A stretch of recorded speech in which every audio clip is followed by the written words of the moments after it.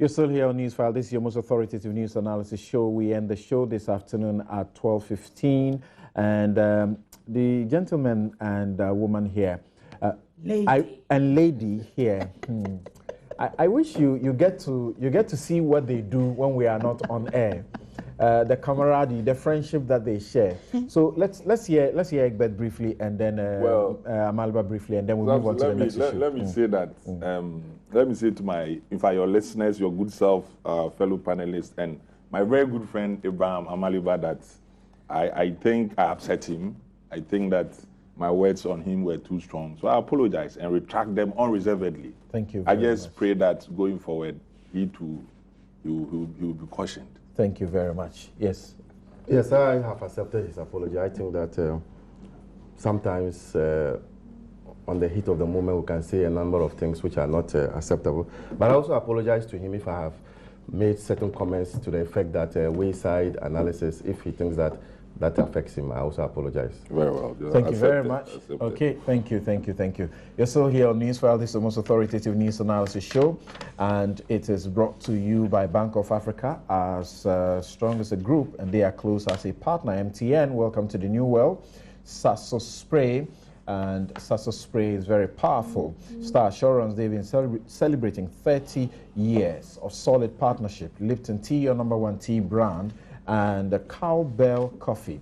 Smile and have a sunshine day. Now, let's deal with what organized labor is threatening, and after that, we will find time to deal with the NMC and GIBA, who are locking horns over some regulations. Now, as you know, organized labor has threatened that by Wednesday, if government does not reverse the tariff hikes, utilities, you remember that before we went for the Christmas, electricity was increased by 60%, water was increased by 67%, and you also know that after Christmas, we've had petrol going up by 27%. That is from 12 Ghana cedis to 16 Ghana cedis per gallon. That's rather ironical because crude oil price in the world has slumped and gone to, is it 35? Under $40. Yes, under $40, and we are told that this is the lowest in 11 years. So how do we explain the increases that are going on? We are told that most of the increases go into taxes and not really about the commodity. Brent crude in the world has fallen by 35%. And you know also that we have had taxes that have come in. You pay tax on your investment income, and you are also going to pay an increased amount on withholding tax. So, Wednesday, if government doesn't reverse these things, organized labor has threatened series of actions. Is that the way to go about it? Well, as General Secretary of the Convention People's Party, I'll be asking every single member of our party to join organized labor in their agitation against the government. Because you see, what's been happening in this country is we have a government that has lost its way completely on the economy. Here's a government that has targeted inflation, targeted growth, and today our growth has slumped. In the last 3 years, our rate of growth has slumped 70%, from 14% down to 4%. We have a government now that is relentlessly fighting its people. It's imposing, and we all know it, it's been a relentless battle against the people of this country by the government. One hike after another. And sometimes it's coming rapidly every other month, 100% rise, 60% rise. The people of Ghana today are facing a government, their own government, that is battling them, is impoverishing them. Everything it does impoverishes Ghanaians. Every single policy of this government takes money out of our pockets. And you have today, if you have a barber in this country who's getting $60, 60 cedis a day, a result of this government means they've had to invest in a generator. They have to spend 30 cedis on fuel. How much is left of that 60 cedis for them to eat, pay rent? And they tell us that, well, we need these hikes. In the last couple of weeks, there's been a reprieve as far as the electricity situation is concerned. Well, I don't see that there's been a reprieve in many parts of the country. But they tell us that they are using these monies for infrastructure development, etc. Tell the barber who has no money to eat whether he prefers that he has money to eat or whether he should be killed, whether his well-being should be jeopardized because you're telling us you're building infrastructure. It's not acceptable. And part of what is happening is that the government itself has paralyzed utility companies. It has paralyzed some of these companies with its own debt and is seeking now to pass on that debt to the poor in this country. Whether it's utilities, whether it's petrol, taxes. And how much more suffering can Ghanaians take? How much more, what is government seeking to do with the economy? Are they seeking to run the economy for Ghanaians, or who are they running the economy for? Who are we serving in this relentless fight? But the government with you hikes? complain about are a part of the Ghanaian community. No, well, I don't agree that your hairdresser or your barber who's sitting in this tiny shop trying to earn a living will agree that the government is part of the community. They see the government now as at war with them. They are at war with the nation. And they are at war with the nation because they have been incompetent in managing the assets of our society, incompetent in managing our assets. Our national assets are being mismanaged. And it's being managed in many different ways. We're seeing what they are doing with buses and pocketing money. We're seeing all sorts of impunity. Impunity in the public arena, in the public governance of this country. When are we going to see a government that is going to run the economy to serve the people of Ghana? I don't belittle the TUC or organized labor wanting to go out there because it has gone too far. How much more can we take? You know, how much more can the ordinary citizen, and I use a barber to give you the example, and that applies to many other people, market women. It applies to hairdressers, the watcher seller, the water seller, the sachet water seller. How much more can they take? How much more can anybody take in this country? You know, where does the government feel that it can, how far can it go with price increases after price increases, not on water, electricity, on fuel, which affects transportation, food, etc. It's untenable. We can't continue on this path, and government needs to stop because the people of Ghana are saying that enough is enough. That's why I'm saying that we are seeking audience with the Secretary General of the TUC. We will happily join the TUC in agitation for the reversal of these hikes. And when we were called to make a point at the PULC, we made the point that it's unjustifiable. The increases that they're telling us in cost, it's not justifiable by the increases we've had in price rises. And the same goes for fuel. You have a world market which has gone down since the last 18 months from over $100 a barrel to under $40 a barrel. Why are prices still rising in Ghana? Why are the people in Ghana still suffering this hardship? In every other country, they are seeing petrol prices fall at the pump. In Ghana, we were told that automatic price escalation will deal with the issue. Prices were rising and we were facing automatic price adjustment. Prices are falling. What's happened to automatic price adjustment? Does anybody still remember automatic price adjustment? It's been quietly abandoned and government just continues regardless. It's based on its incompetence to manage the national assets. As simple as that. Egbert, I don't know. He just called on his party members, the CPP, and that means government must get ready for something on its hands if it's not able to reverse or do things in a manner that will satisfy organized labor. But there are those who also accuse organized labor that they are to blame for the increases gradually, because anytime increments are announced, they say they want to sit down with government, and in the end, they get some tokens and they recoil. They leave it at what it is. So the prices continue to go up now, and it's getting to a point which is no more, bearable. Well, I think that for those who have that kind of position, they are not wrong. I have, over the years, been disappointed in the position of labor when it comes to, getting up and speaking for the masses and, for that matter, There are many workers, on the shop floors, the factory floors, and the rest who cannot make ends meet.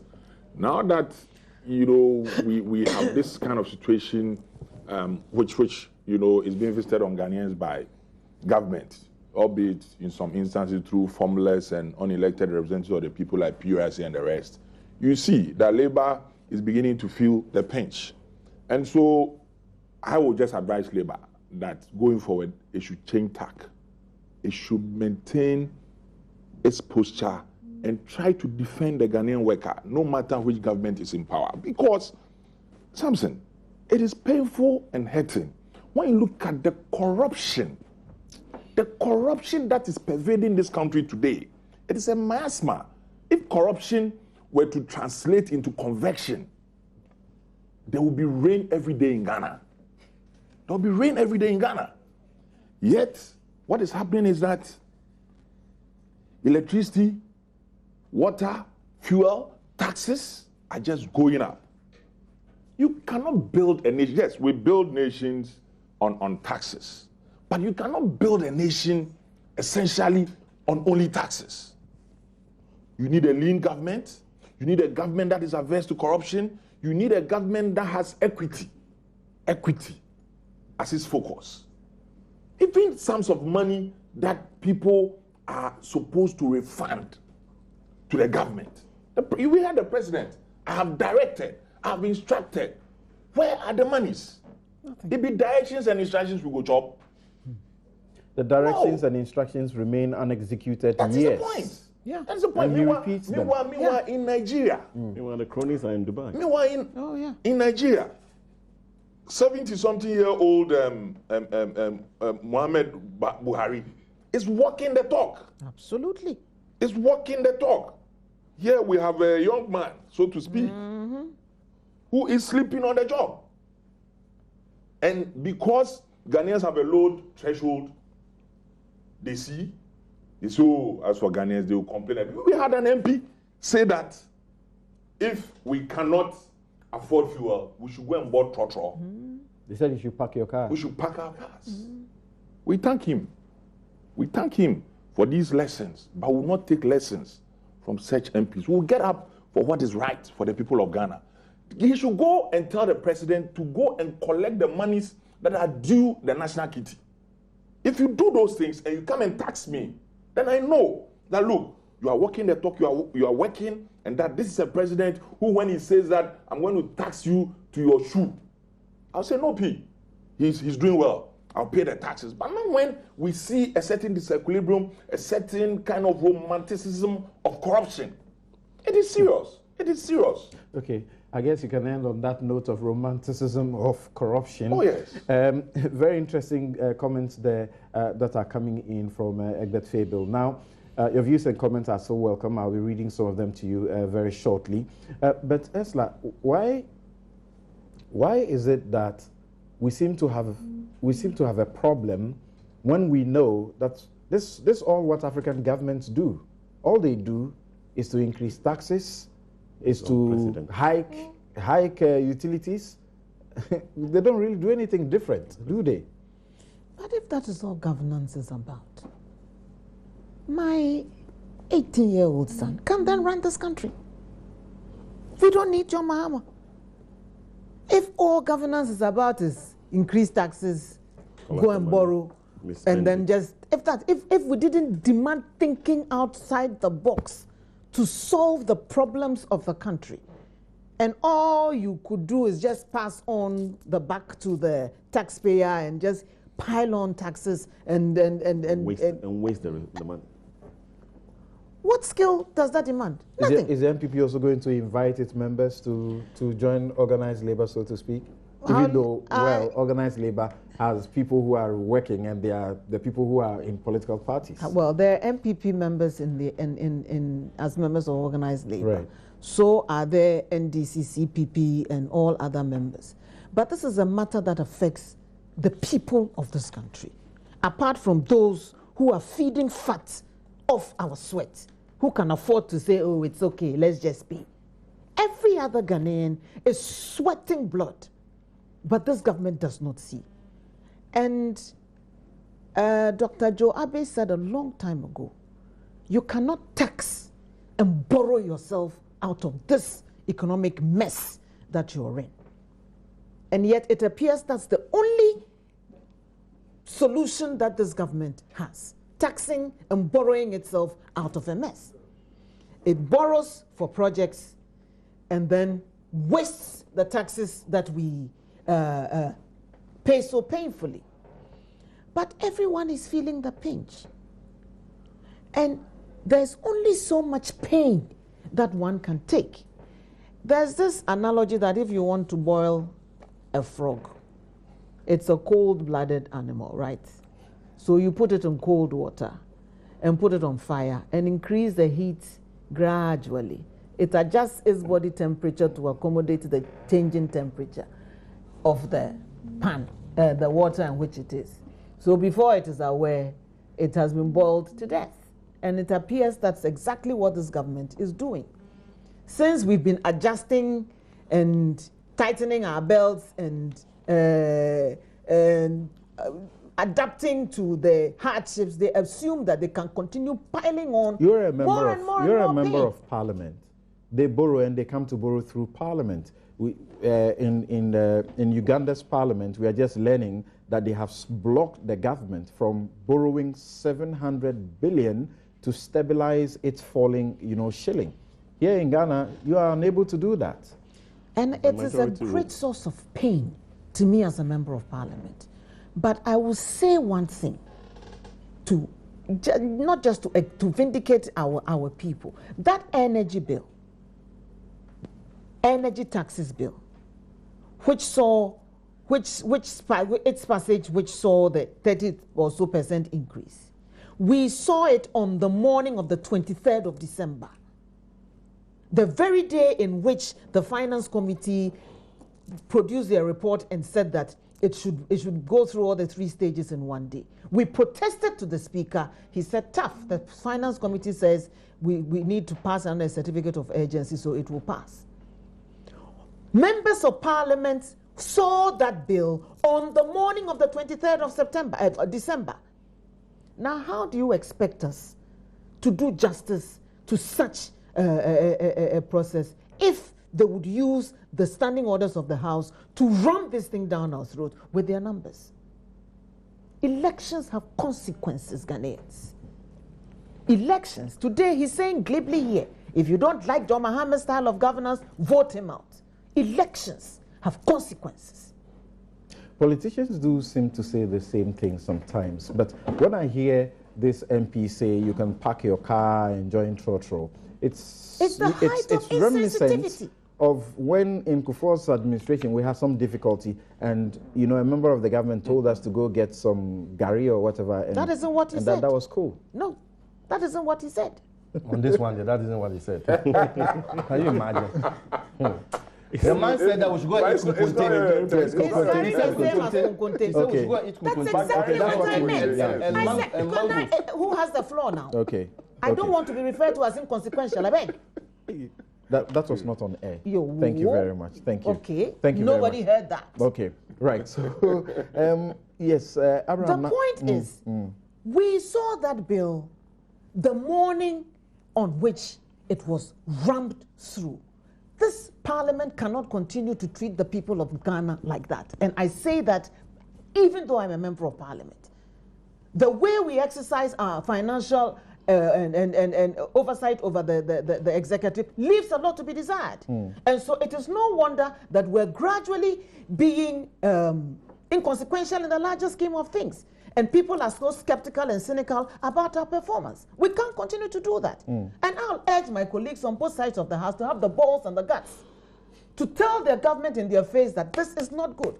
You remember that the VAT of 17.5% on fuel was also done the same way a year ago, when we were about to rise. Without debate, they used their numbers to run this thing through. Now you have 17.5% VAT on petroleum. In addition to that, you have all these other slew of taxes. How much more pain do you expect the Ghanaian people to take? So I'm not surprised that finally the TUC is waking up from its slumber. How much of an increase has been given to salaries? How much of that? Even the cost of living adjustment, COLA, has been removed. So there is absolutely no cushion for those who are in formal employment. Even they are a little better off than those in informal employment. People are dying. And yet we have a government which seems to think that, oh, everything is okay. We need money for development. Okay. Now we go chop, I'll quote Egbert here. You build a hospital and people can't afford to pay the hospital fees. Will they go and sit there and look at the hospitals and get better? Okay. Is that what we want? Development is about the people. I'm being told that Honorable James Aveji has denied that. He said we should pack our cars and join Trotro. Now he's running away from that. And that in fact he's instructing his lawyers on that issue. Yeah, right. Okay, that would be a very difficult one. I don't know. Okay, his lawyers will go after the media publication. Okay, thank you. Please play that voice. If you forgot what he said. Now, Abraham, I really don't know, but is government going to wait for this to come on it, as in by Wednesday, and it still hasn't done anything about this situation? The Labour Minister had hinted that it doesn't look like anything could be done. No.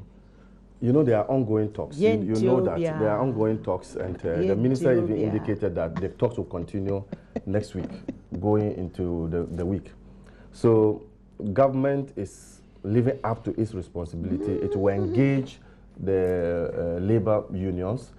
The only thing is that I think they indicate they wanted 50% increment, and normally some of these things you continue talking till you get to a stabilization where both parties are comfortable. But on corruption, you see, I don't know if you are an official of JIDA and you are put before court. I don't know whether that will be romanticizing corruption. I don't know if you are an official of national service and you are put before court. I don't know whether that is romanticizing corruption. And I don't also know if you are being invited as an official of national health insurance to the BNI, that dungeon, then you'll be more romanticizing corruption. So romanticizing corruption. There are mechanisms put in place to deal with these matters, and we are dealing with them as a nation. And so, as a nation, you cannot say that there wouldn't be acts of corruption, because politicians and those in government are not angels. But when you find out the manner in which you deal with it is what sends the signal to the people. We are not going to say that corruption is from Adam.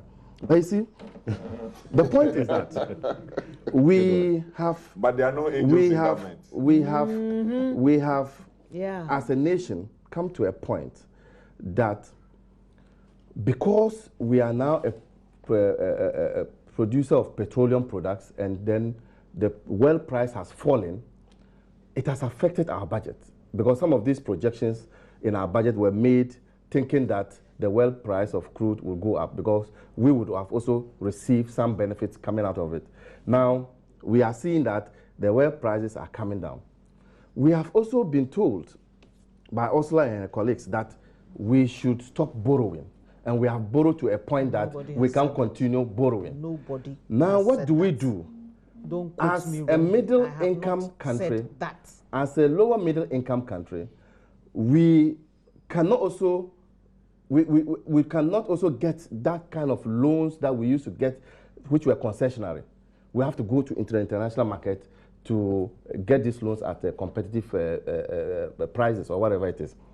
So we are stuck to the extent that we need to generate local resources to be able to deal with our developmental challenges. So that is why some of these taxes are coming in. We have come to a point that we would have to tax to ensure that we provide the facilities, the infrastructure that we all are yearning for. When people are driving, I don't think we stop to think about how this asphalted road at East Legon came about. When you are cruising, you don't stop to see what is happening to this road. You just stop to find out how did this thing come about. Hospitals, schools. So that's why if you are in opposition, you can speak the way you want. But those in government who have to meet the needs of the people would have to ensure that we provide the needs that the people are asking for. So, for me, what is important now is the talks that is going on between Labour and government. I agree that once you increase taxes, you must also have a corresponding increase in salaries. And for me, this discussion that they are having would lead to a compromise where government would definitely increase prices of, will increase the salaries of workers. But the other aspect of it has to do with the labor unions. When prices were plummeting and we had even gone beyond 10% reduction, I didn't hear the labor unions calling GPR to you to reduce fares. That for me, they didn't do that. And that for me, benefit. People should have benefited, but they didn't do that. I think that the labor union, the speed with which they rise up against government, that same speed should be used to ensure that if prices reduce, they should also request a reduction in transport fares. And I think that that is where they have missed the point. But I think we are not going to sit down as a government to get to the point where the labor unions will bring this country to its knees. Talks are going on, and I'm sure that the government will bring this country to its knees, not the labor unions. Say one thing. The government. The people will of bring this country to its knees. The people of this country know that when you tax them, you use it to brand buses. Yeah. They know that when you tax them, you use it to put in SADA and people flee with it. And what has happened to the they know that when you what tax has happened them, to the branding? They know that when you take taxes, we have reviewed it. I'm calling on my production to let me have some of the comments that have come in so that I'll share them with you. So that I'll share them with you. We're taking a break right away. But you we see, should go on an MPP break. You listen to the politicians, the NPP and the NDC particularly, and sometimes you wonder. I was thinking, for example, this Guantanamo Bay people, the way the NDC is supporting it, and you can tell that the nation, there is such an overwhelming opinion against it, and yet the NDC feels it's okay. When there was, in Kufuor's era, a rumor about setting up of a military base, you remember how the word baloney came up when Bush came to the country? It was about this issue, how Kwesi Pratt and the rest spoke about how this was terrible and the NPP government was going to take it upon us, and it was all of that. Suddenly, it looks like we've forgotten that this was the position by this same government. Okay, we'll take a break.